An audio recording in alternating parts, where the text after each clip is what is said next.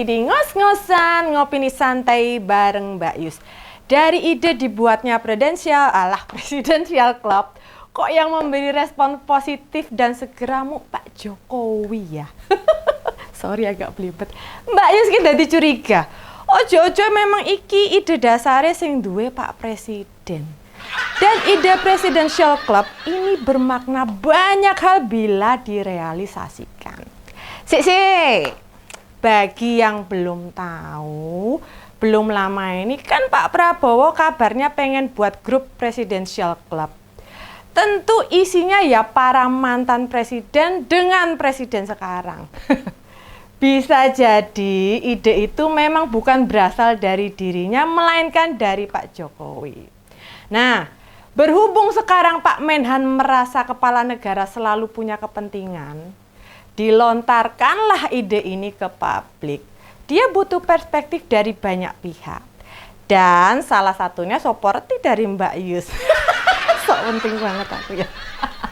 Pak Jokowi gak lama lagi bakal jadi mantan. Segera gabung sama Bu Mega dan Pak BY di Presidential Club itu, ya toh. Belibet meneh. Makanya pas diminta komentar kan paling semangat. Malah bilang bila perlu ketemu 2 hari sekali. Weh, Pak Jokowi itu gimana toh? Mosok 2 hari sekali. Makin kelihatan ya Pak Jokowi gak bisa move on dari jabatannya. Pak Jokowi, presiden itu jabatan loh Pak. Dan dalam agama yang namanya jabatan, dan yang namanya jabatan itu amanah gitu loh. Dalam agama itu namanya jabatan itu amanah. Bukan milik kita. Kesannya jadi jenengan susah banget move on. Jenengan kan banyak dekat sama ulama, penceramah, pendakwah. Bila sulit move on, minta para agamawan untuk membimbing bagaimana melepaskan kenikmatan duniawi toh. Iya. Lah Pak Wapres kan juga seorang kiai besar. Minta dong nasihat maupun masukannya supaya bisa melepas sesuatu yang berkaitan dengan duniawi. Bukan malah pengen mempertahankan mati-matian begitu gitu loh. Apa nggak malu dilihat sama rakyatnya toh? Ditambah anak Mbarep kan sudah terpilih jadi wapres. Tandanya ada kenikmatan lain yang diberikan. Pasti ulama-ulama yang dekat ke Pak Jokowi kayak Habib Lutfi, Habib Syekh, Gus Miftah, Kiai Abdul Karim, dan masih banyak lagi bisa menggerantes hatinya. Siapa politisi di Indonesia yang dapat kenikmatan seberhasil dia? Gak ada loh. Menjabat mulai wali kota, gubernur sampai presiden 2 periode.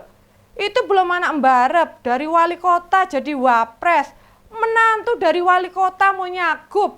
Nah, sedang si Bontot atau si Bungsu sekarang ketua umum partai. Kurang piye Jal? Ayo, cek kurang. Bila syahwat politik masih membulat-bulat kayak tahu bulat goreng dadakan, itu tandanya ada yang salah gitu loh.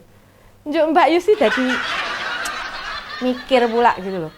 Apa pengen kumpul di Presidential Club itu gegara susah ya jadi ketua umum partai besar?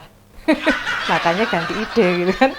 Awalnya pengen perpanjang masa jabatan, ganti pengen 3 periode, lalu ketua umum partai. Sekarang minimal bisa punya pengaruh ke presiden terpilih.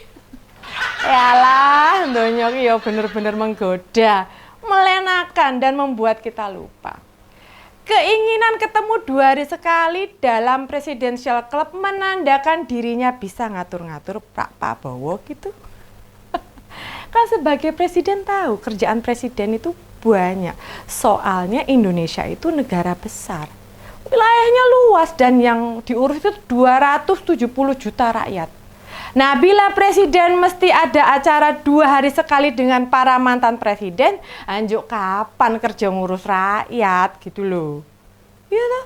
Lawung yang punya ide saja belum menjelaskan apapun loh. Yang mau jadi mantan malah gege mongso. Indonesia ini bukan kerajaan. Terus tidak kemudian selalu nurut apa maunya Pak Jokowi.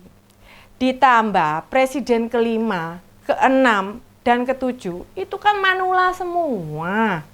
Bila 2 hari sekali ketemu, tur kon mikir negara terus ya iso payah no.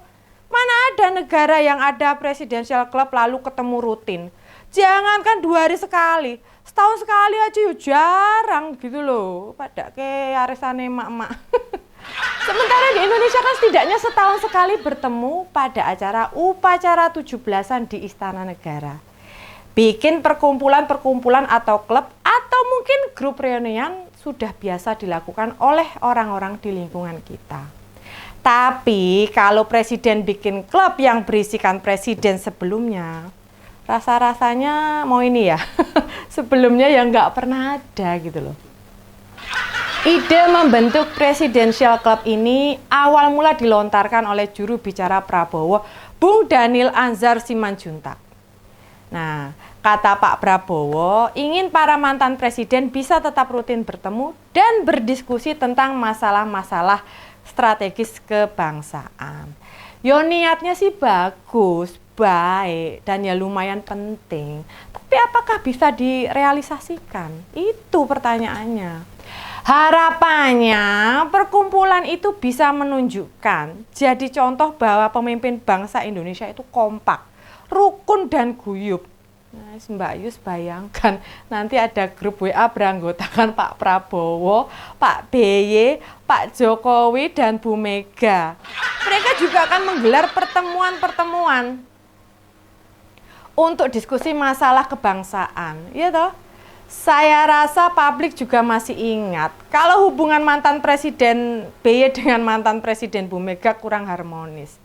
Bahkan santer disebut jika keduanya terlibat perang dingin alias tidak saling menyapa. Tapi apakah semudah itu mempertemukan para mantan presiden dalam satu perkumpulan? Kata isi orang. Sebelumnya Deputi Bapilu Demokrat Bang Kamhar Lakumani pernah bilang, ide itu didasari pemikiran agar para tokoh-tokoh terbaik bangsa yang pernah mengemban mandat rakyat sebagai presiden bisa terus mendedikasikan diri dan pengabdiannya berupa pemikiran dan berbagi pengalaman dengan presiden yang sedang menjabat. Masalahnya, iya nanti nek kalau pemikirannya dan sarannya itu diterima, lah nek ora, ayo nek enggak diterima, misalnya left dari grup WA, enggak datang pertemuan, enggak mau salaman, atau pas ketemuan melengos, piye ayo. Atau pas ke shot kamera terlihat melengos saat berpapasan, apa gak malah jadi contoh nggak baik ke rakyat? Nah, bagi Pak BY pasti sangat berkepentingan masuk dalam Presidential Club karena hal ini sangat berarti bagi putra sulungnya Mas AHY. Ini kesempatan mendekatkan, mengendorse serta mendengar apa yang disampaikan Pak Prabowo. Pak BY bisa memberikan perspektif penting dalam politik demi berlanjutnya karir AHY. Beliau juga berkepentingan jangka panjang untuk eksistensi Partai Demokrat. Siapa tahu bisa kembali menang pemilu. Pun juga Pak Jokowi yang posisinya bukan ketua parpol. Bahkan belum diketahui ia akan masuk menjadi anggota parpol apa setelah didepak dari PDIP. Masuk dan diperhitungkan dalam lingkaran penting presiden terpilih tentu saja itu sangat strategis dan menguntungkan. Jokowi bisa memantau wakil presiden yang juga anak sulungnya, sekaligus mengarahkan kebijakan pemerintahan demi kepentingan si anak. Dalam hal ini, hanya Jokowi yang paling diuntungkan jika benar terbentuk Presidential Club. Lah bagi Bu Mega malah yang ada rugi. Soalnya PDIP bila menjadi oposisi pasti dinilai rakyat berdiri di dua kaki. Ketua umumnya ikut Presidential Club, partainya di Senayan selalu mengkritisi kebijakan presiden. PDIP bakal jadi pihak yang paling dirugikan. Di sisi lain, apa ya Bu Mega mau? Harus satu meja bersama kader yang sudah dididik jadi besar, namun sekarang malah meruntuhkan marwah PDIP. Apa mau? Nah, jadi terbaca toh? Ide ini sumbernya aslinya dari mana? Ya toh? Wis iso kuwaca. Beneran ide ini murni dari Pak Prabowo. Namun kenapa dia belum bicara? Lagi-lagi yang bakal diuntungkan besar-besaran ya presiden ke-7. Jadi, akankah ini semua terrealisasi dengan segera serta lancar, aman, dan sentosa? Bumbuan Mbak Yusra ngerti ya toh? Segitu ngos-ngosan ngopi di santai bareng Mbak Yus. Kita ketemu lagi di ngos-ngosan selanjutnya. Bye!